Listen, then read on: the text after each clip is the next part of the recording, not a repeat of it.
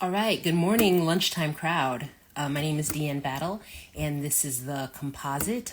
We're in season 3, and this is episode 3. All right, so I hope people are having a good day. Again, if you're eating lunch, I hope it's nice and piping hot. If you want it to be, if you're at work, be encouraged. It is Thursday. I wanted to stand up today. I work a majority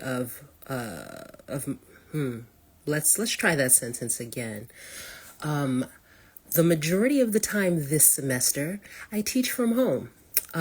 But I do have this work bench that I made into a standing bench. I want to say like 6 to 9 months into the pandemic. And I hadn't really been using it, even though I had set it up for this semester because I knew I would be home. And so I was like, I think I'll do the show standing up. That way, when I start work, I'll already, be in that mode. How many of you do the standing desk thing? It's good for you, right? And the reason I do it is because I have sciatica. I don't know if I still have it actually. Does it go away? But right before the pandemic, December 2019, I had been trying to do CrossFit, and I was gaining muscle. I lost weight and everything, feeling good about myself. And I went to a CrossFit session, and I sat down on my couch, and I was on the phone or I watched a TV program. And then when I tried to get up, the whole right side of my body was spasming. And what I experienced in that week after is that I couldn't walk. I was just dragging my right leg. It was terrible. And at the time I was teaching at a boarding school, and they gave me 0 accommodations. And they actually had me sleeping on a floor when I was doing dorm duty and stuff like that. So it was a really bad time for me. And so I did physical therapy, and then I might have told this story before. I try not to repeat myself. I want to give you new content. But so I did physical therapy for December, January, February into March. No, I started in January. Yeah, so I did physical therapy for 2.5 months. And then my last session, my therapist, she was telling me what I could do to maintain it and stuff like that. Because, you guys, I was really bad off. I had a cane and everything. It was just, I was in excruciating pain. And it's they wouldn't give me anything strong enough to kill it, right? They just gave me stuff to dull it a little bit. But it's just the inflammation and everything. It was just, I could not get comfortable. So I got sidetracked. Apologies. But anyway, after that episode, we went into the pandemic. And so it was a little bit harder to stay active, I eventually started running and kayaking and different things. No, not kayaking. I mean, paddleboarding, excuse me. And things like that. But that was in the area I was living in at that time, and I've moved. So I just want to make sure that I'm doing stuff right to maintain my back health. I think I've been really blessed as I age. I don't have a ton of chronic conditions and things like that, but I do, want to maintain, right, the integrity of your back, your knees. I don't have any knee issues, thank goodness. And things like that. And so I'm standing up today. But here's the thing, right? Here's the problem with it, because you see what I'm working with here. So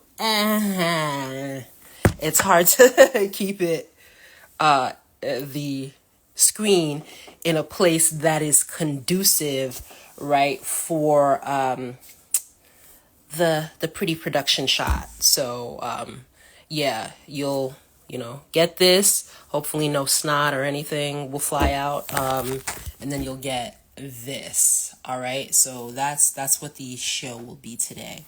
I don't really have a direct format. Not because I didn't think about it. What I do is the night before, I'll start thinking about topics I want to discuss and everything. But I just like feel a little antsy, a little restless, you know? Hard to explain. And so my apologies for being a few minutes late. I wanted to start at 11:30 a.m. I had to get some tea to get me going. One topic that I did not get into last episode was this idea of leaving the United States. I'm seeing a lot of people talking about that. It's not gonna lie, definitely something that I've considered. But to be fair, it's something that I've considered on and off, I would say since like 2015. Yeah, like 2014-ish, 2015, somewhere in there. So it's not like it's just in response to current events. It's just something like, I feel as if everyone should have the privilege and benefit of living abroad for a while. I don't think for myself I would ever do it permanently because I want to be buried on American soil. But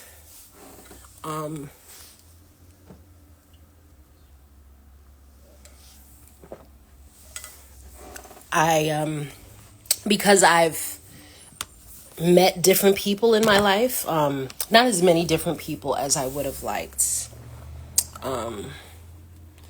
It's allowed me to see how other people live, and I always think that that's helpful, in terms of broadening your perspective, and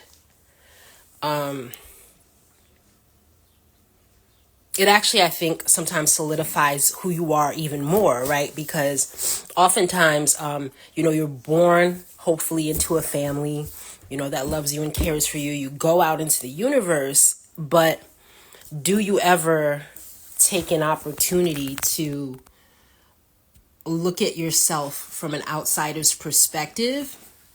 And I think living abroad, I don't know what's going on here today, y'all. I put in pigtails to go to sleep, and then it was just like Cowlick City. I mean, that was part of the reason why I was on late too, because like when I took them down, like I had one back up here that was kind of like, and I was like, what is going on? But so when you have the opportunity to, be one among many or a few among many, you question, well, why is it that my particular, group, whatever group you want to refer to, why do we do things this way or that way? And I think as you're thinking through that, to a certain degree, it can solidify who you are. And so I'd always intended to live abroad for a bit. In my mind, it was like 3 or 4 years. I always saw it. But I did have an opportunity to move to Spain to teach English for a while. But I had a medical issue that I just was afraid that, like, if I was overseas, that it would have become a problem, especially since I wouldn't have had the same, I wouldn't have had, like, the insurance coverage and stuff like that. So I ended up not going. But, lately I've been seeing folks talk about, okay, so by the way, I thought I was going to just throw this topic out and then come back to it. No. Zero caffeine. Well, not enough caffeine. Hold on. Can't do this with one hand. Okay.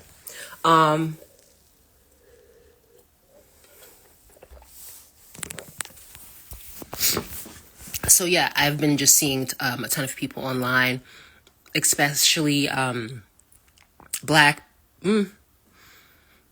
Let me rephrase. I'm not going to say, especially Black people are trying to leave the U.S. What's being fed to me in different algorithms is saying that. So here's the thing. Now that I'm saying that, who's pushing this information to me? I have no freaking clue. This is very disjointed. My apologies. I'm just thinking through this. when did I start seeing stuff about leaving the US? I think I want to say around November, I started seeing in my feed. And I've said this before, but here's how I use social media. I'm a writer by love. I'm a teacher by admiration and trade. And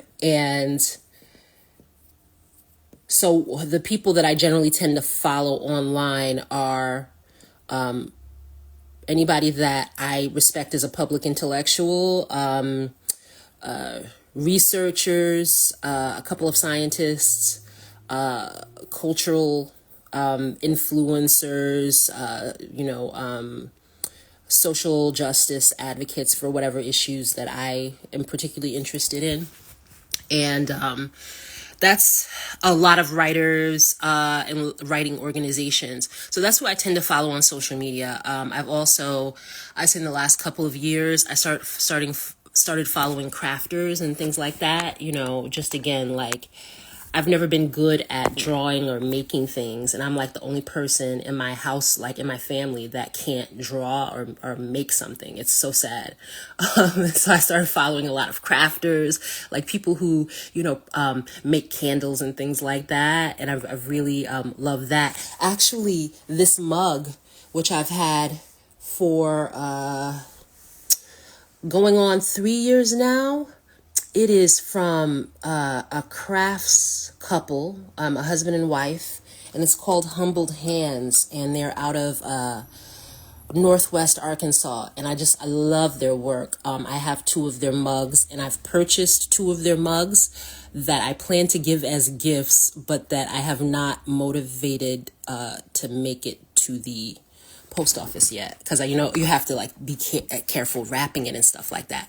But nevertheless, I do have an appreciation for handmade stuff, and for items and food where when you come into contact with that food or that item, you can feel the love and the heartiness of the effort that the person put into it. I love that, because it just feels like, oh, the things that I'm using and the things around me are infused with good intention, right? Because you have to have the patience and the precision and skill to put these things together.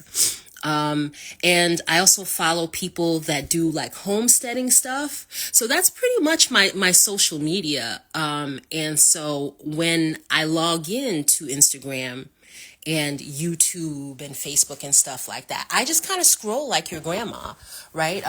Now, sometimes there are certain accounts that I want to check specifically because I'm looking for a writing contest or somebody to pitch a freelance idea to.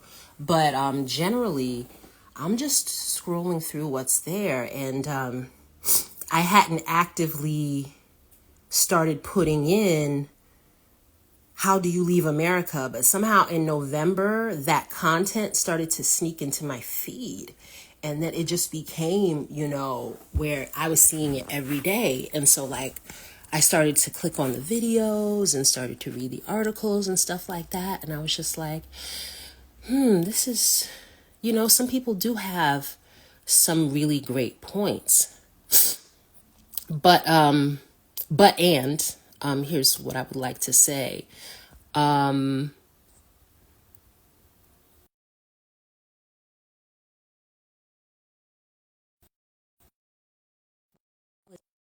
Oh, somebody just called me. Someone calling me? That really happens. Anyway, I don't have anything, I think, profound to add to this discussion on whether or not someone should leave the United States. That's obviously an individual decision. I will say, though, I empathize because, I was talking to a friend and we talk on a weekly basis just to support one another.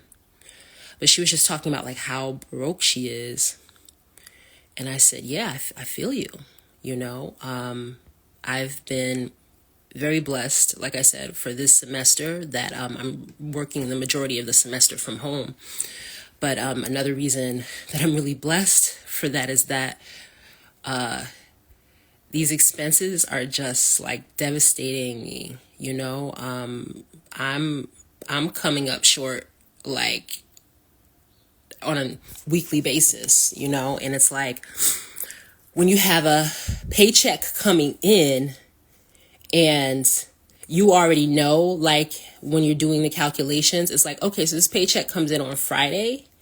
I'll pay my bills and then that's a wrap. And then Saturday, no money again. And it's very hard to maintain the integrity of your sanity and emotional wellness when you're constantly in that space. And so I think I'm doing a better job, I would say, like just in the past 6 weeks, not for a long extended period of time. I'm doing a better job at keeping my shit together. But I have to fight for it like every day, like if a bill is past due and then I get a text message, or if I get something in the mail and open it and it's distressing, or I start to do my taxes and they say that I owe them money, but I'm just like, I have less money. How do I now owe you money? And in those moments, yeah, it's just, there is an impulse to break down and be like, oh, I wish I could just leave, because we all deserve, all good people, right? And by good, I mean that you're not killing and pillaging and exploiting and raping and molesting and, all of that stuff. I feel like I shouldn't have to qualify that, but you do. This is the internet. So everyone who does not do those things, you deserve happiness, right? But here's the rub, here's the issue. They're making it like damn near impossible for that to happen in this country now. And so I totally empathize and sympathize with you if you're considering leaving. It's a special type of gaslighting, right? To be told that you live in the greatest country that's ever existed and you're not seeing it, right? And you can't circle the square. But I would just ask people to like temper their expectations. Like even if you do make it abroad, so what am I seeing? Certain countries, right? Certain populations don't like Americans. I mean, and that's a reality. Sometimes for some good reasons and sometimes just, for ignorance.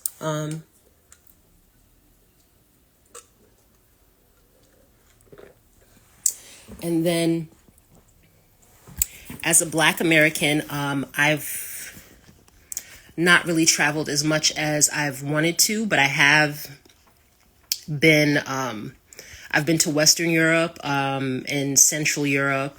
How many countries? 1, 2, 3, 4, 5, 6, 7. So 7 countries. And then, I've been to Canada. I need to get to Mexico, right? So that's not that many countries. But what I can say is my experience was, when I was in Central Europe, that was the best experience that I've had thus far. And it was because there's a general dread and anxiety, I don't know where it comes from, that I feel as I'm, traveling around our country.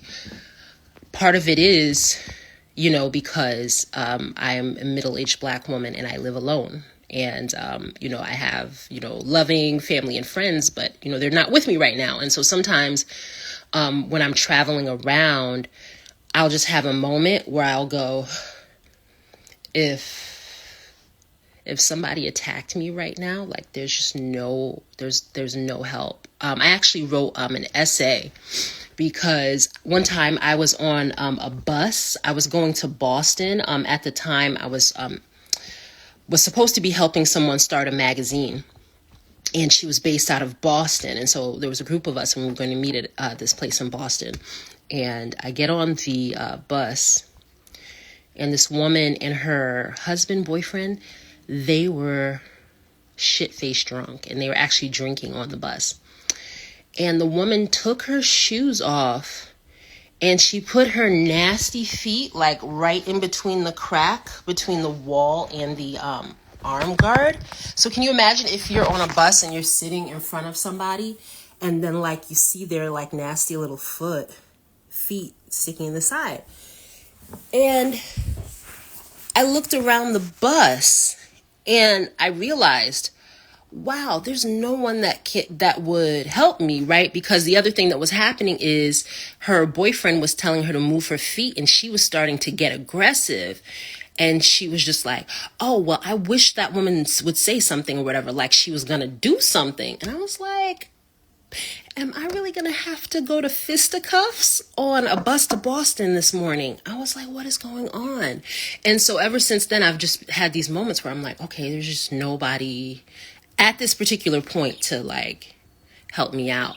But when I was in Central Europe, nope. I was walking with a friend because I was for grad school for my MFA. I had a chance to go to Slovenia, and we studied with Slovenian poets. It was like super cool. And a friend of mine, who's also Black, we were walking, and the police came up to us, and we were bracing ourselves. It was like, we were like, girl, what the cops want over here? Like, we were just trying to like brace ourselves and get ready. And they walked up on us and they said, oh, hi, ladies. They were like, oh, we noticed that you came back this way, or can we help you find something? And I was like, wow, a police officer asking me to find something, right? So two things about that. Number one, it's an anecdote. So I'm not trying to tell you, oh, Slovenia loves Black people. No, right? Because I also had, a couple of prejudice incidents as well. But what I am saying is that with the proliferation of guns here in my homeland, and the complete disavowal of mental health, when we look at our political class and our ruling class, is already a horrible combination. And then they are gaslighting us on the economy. Maybe that's the word of the day, gaslight, because I don't know if you all remember, but during the 2008 financial crisis, I believe it was in 2009, the Department of Labor during the Obama administration changed how they report those statistics. So all bets are off when people are coming on these mainstream media programs and they're telling you how good the economy is, and they say, oh, well, maybe it's just that, the Biden administration is not telling the right story. Americans are not feeling it, but the economy is doing well. Americans are not feeling it because it's not there. You can continue your campaign here of altering the numbers. But fundamentally, when people walk into grocery stores, when people, go to fill up their tanks, when people are paying to put their children in school, so on and so forth, they see what stuff costs. They know that they are not getting paid more, right? So don't tell them that they just, it's just a feeling that they're having. Like that's bullshit. Those gains are, again, going to the corporate and political class. So what was my point in that? So based on all of that, yeah, I can understand that you would want to leave. And when I was in Central Europe, I was there for like a month.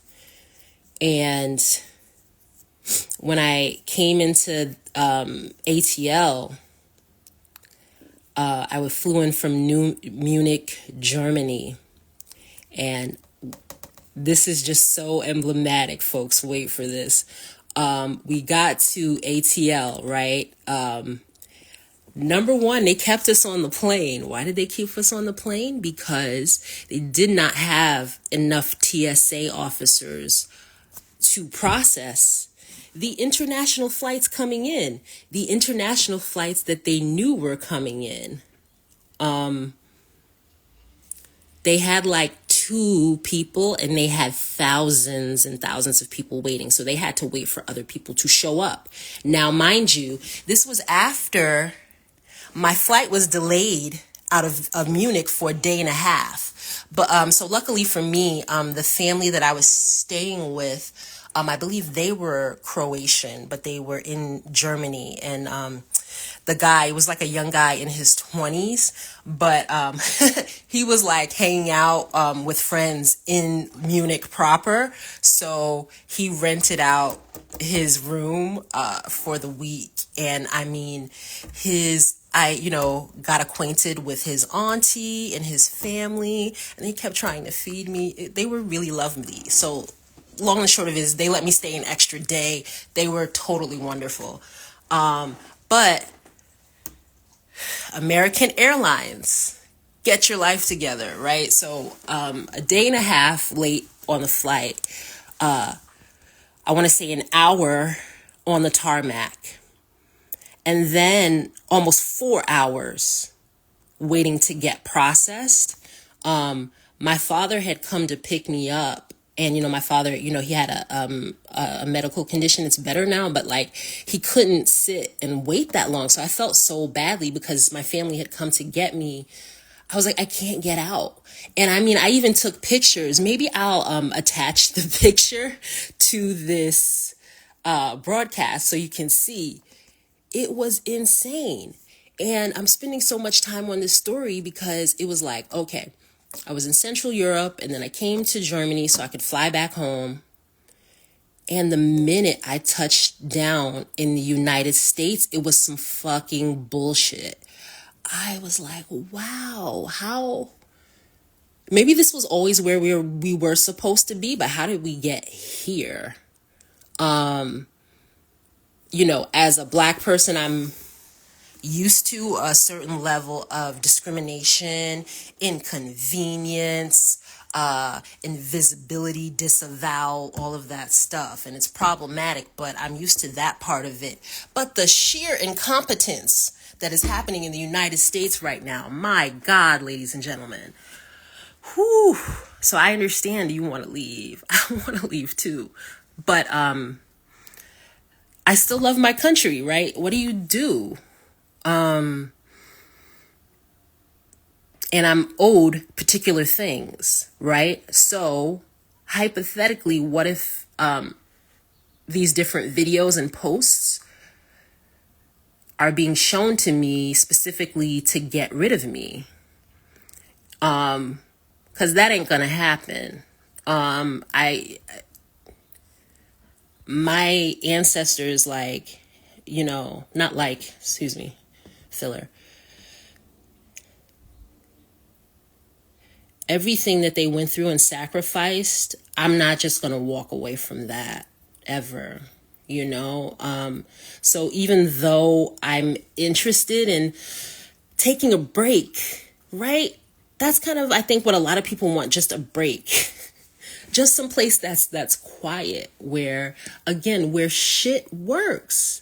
Things don't work here. Like even, driving to work, the roads are bad. Traffic is backed up. The infrastructure is aging and crumbling. It's almost impossible for me to get a new doctor. I've been trying to get a new doctor for like a while, and I think part of it is because I work in one state and live in another. So I'll, take responsibility for that part.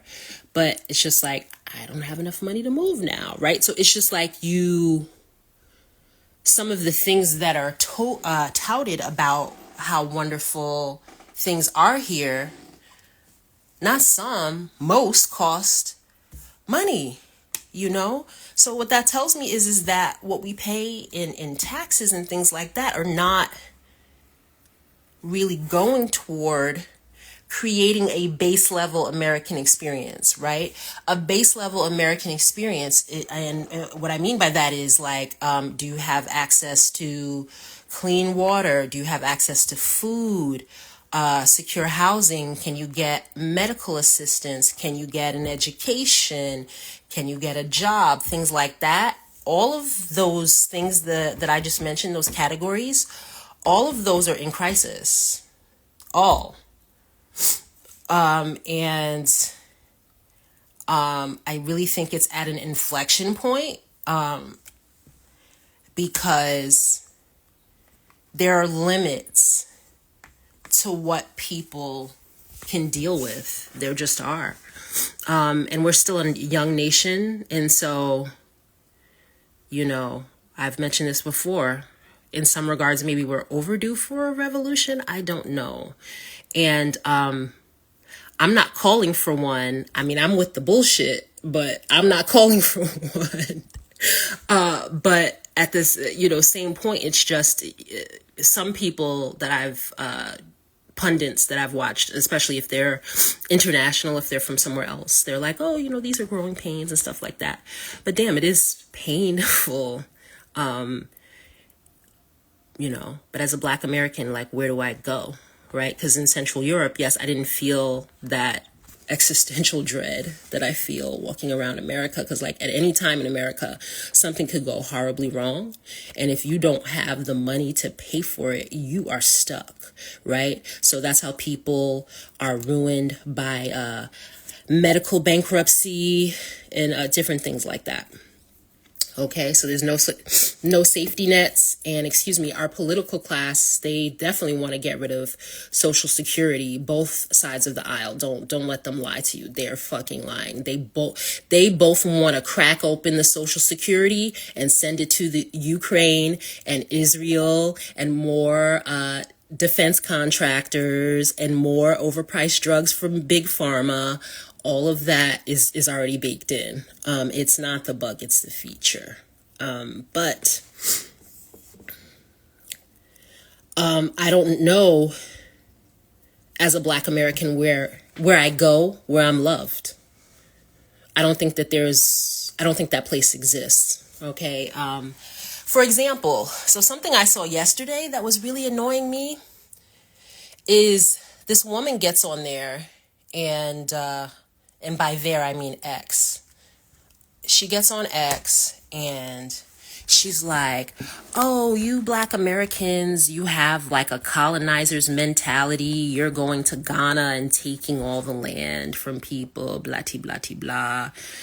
I'm loosely paraphrasing. She didn't say that exactly. So I'm like, okay, so as far as I know, it's been a few hundred folks that have gone to Ghana. Like, I'm not hearing about a ton of people going there. And I'm actually hearing about, there was one couple, their money and property got stolen. So it's just like, what are you talking about? But she was just like, basically, don't come because you guys are colonizers and you're taking stuff from us. And I'm like, ma'am, but what about the resources and opportunities that are earmarked for people here? Like, so when people come from her home in Ghana, they're not put into a general American pool. They're put in a pool with the Black Americans who don't have anything, right? So it was just a really antagonistic and weird thing to say. And I want to be wrong about this, but I feel like that's how most of the continent views us. It's rare for West African folks to have anything positive to say about us online. I'm just going to keep it real. So I always want to visit. I definitely want to visit, but I would never look to live there for 3 or 4 years. At this point, I would need to have a connection, someone that had been there for a while and said, yeah, Deanne, I feel like this is home. It's cool. Come check it out, so on and so forth. I don't want to go where I'm not wanted, right? So there's not going to be this, heart warming moment of a return home. That's not home. This is home. This is home, right? My lineage, my bloodline is African and European and indigenous. It happened here. It wasn't going to happen anywhere else. So I feel like, again, not all, because Africa is massive. It's in 54, 55 countries. Everybody has their own, perspective and their own, stance on Americans, if you will. But I just, what I'm seeing, right, what's radiating is that this hatred. And so I'm just like, I'm not going to go where I'm hated in one context and then go, oh, now I'm hated in a different context. Like, that's not appealing. So I would just say to folks that do want to leave the U.S., I hope you are successful. And I hope to maybe see you in my travels. But I would not do it with the mind frame or the framework that, oh, I'm just ahead of the curve and y'all are just not up on this. And I'm, elevating in a certain way because you just, honestly, you don't know what you're walking into. You don't know what you're walking into. But I will say that in some regards, it can't get much worse than it is here in some regards. All right. So I would encourage you, but encourage you with tempering your expectations. So yeah, that was the topic that I wanted to talk about yesterday, because it was just like, wow.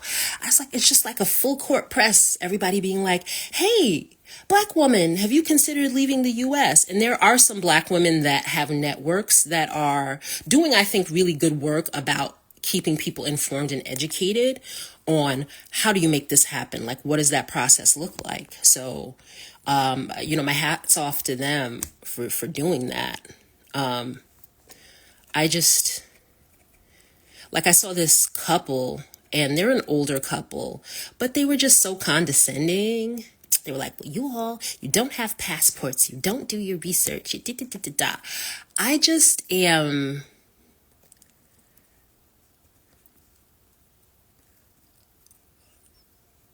we need as a people encouragement. It's just when we talk down to each other, it doesn't change anything, right? I think there are ways in which to express your frustration and your sentiments in terms of how we conduct ourselves as a group, which is problematic, right? Like, why do we have to conduct ourselves as a group? But anywho, we can't fix that right now. But as we're thinking about like our group mentality, there are ways to critique that without sounding so damn snide and like you're so elevated, right? Because here's the thing, the most ignorant, ratchet, whatever stereotypes you want to come up with about a person, guess what? Me and him and her are still in the same boat because we're Black. So shouldn't I want to elevate that person, right? Because me trying to separate myself, the dominant society still sees us the same. So I should try to quote unquote help if that person wants help. Some people are happy with their lives, even if it doesn't look good to you. And so I don't like that vibe. It's that,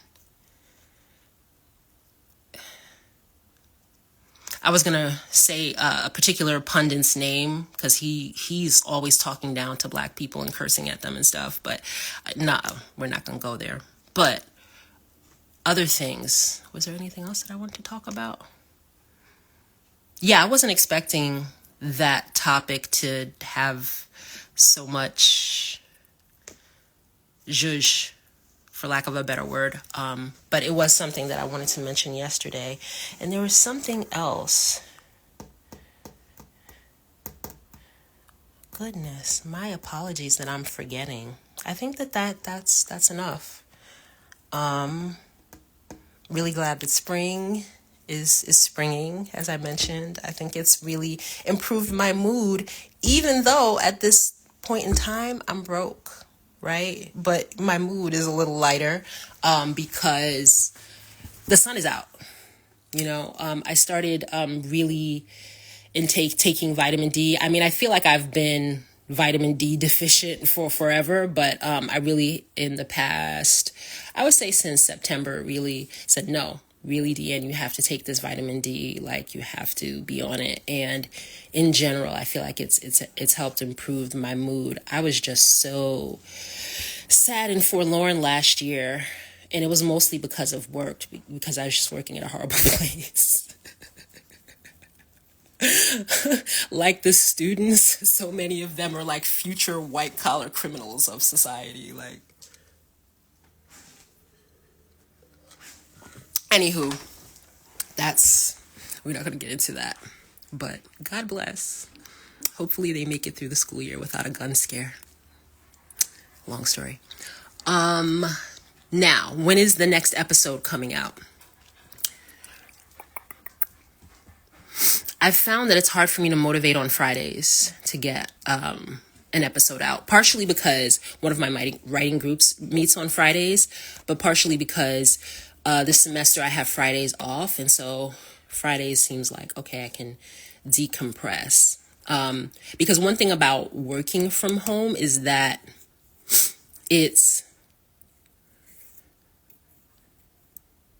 I feel, again, like physically, I get a little restless. Like, I feel like I want to just move a little more. And then also, like, paying attention to how I'm focusing, how I'm caring for myself, things like that. It's hard to articulate. But I feel like, when you're at home, there might be this impulse to be a little lax. And so for me, it's important that, like, before I start work, it's like, no, I'll get ready for work like I'm still leaving the house. Like, I need that for some reason. So I don't know what it's called. But, yeah. So that's part of the reason why I don't do shows on Friday, because, Friday feels like a point to decompress. Although if something comes up, I would be happy to discuss it. There are updates with the Kate Middleton situation. I don't think I'm going to be talking about that anymore. That seems like it's in a very, very dark place. I hope she's alive. I feel like I've said that sentence before, but this looks extremely bizarre for a family that brags about, tradition and heritage and blah, blah, blah, blah. The sun, it used to be the sun never set on the British Empire. Hopefully you're familiar with Manifest Destiny, am I mixing that up? No, scratch that. I'm not a historian. But you're familiar with the tenets that made British colonialism possible, that made it thrive, right? And so, to have that particular group of individuals, that particular family, to go from like, oh, this is tradition and we know how to do things the right way, and this is how everything looks, to someone disappearing for almost 3 months now. I thought the tax-paying public in the UK, like, that was the trade-off, right? We give you money and opulence, and we get access. So right now, they do not have access to many members of the royal family, especially Princess Catherine. So who knew? And then I want to talk about the crisis in Haiti, but I hesitated this morning because I had watched, one broadcast, and I had read like one article. I just personally didn't feel educated enough on it to really have anything valid to say yet. So I'll work on that for the next show. Maybe I'll do a show Sunday. Yeah. I like this Wednesday, Thursday split. So I'll keep that for next week. So here's what we'll leave it at. There'll be a show either Friday or Sunday. And then there'll definitely be a show Wednesday and Thursday of next week. Just as an update, my essay on Jennifer Lopez's song Get Right was knocked out in round 2. The essay fought valiantly, and it has now been put out to pasture. So thank you to March Danceness for giving me the opportunity to get over myself and stop being scared and to turn it in. All right, so this has been the Composite. I am and still am Deanne Battle, season 3, episode 3.